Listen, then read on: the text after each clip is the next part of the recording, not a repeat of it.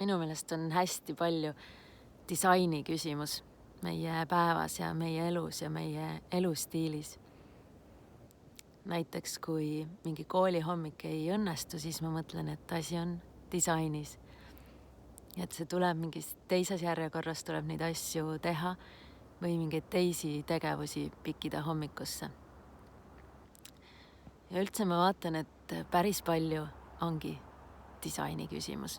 Selles mõttes, et keskkond muutub aeg-ajalt on koolivaheaeg ja siis on mingi teistsugune päevadisain ja siis algab uuesti kool, siis on vahepeal digiõpe, siis on jälle teistsugune päevadisain või nagu elustiili disain. Ja ma arvan, et viimase 2 aasta jooksul ma olen päris palju vahetanud neid elemente, millest mu päev koosneb või mis järjekorras ma saan neid üldse teha.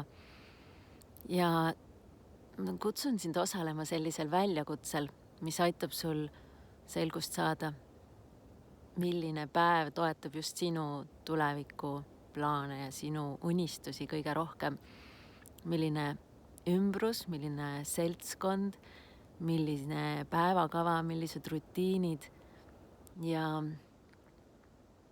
aitan sul kätt pulsil hoida kõik need päevad, et siis pärast seda oleks su elu nagu mõnusamalt sellises heas mõttes vaos, mis viib just sinna unistuse suunas, kuhu sina tahad jõuda. Samamoodi minu elu. Et see, et me seda väljakutset koos teeme, mõjub mulle täpselt samamoodi hästi.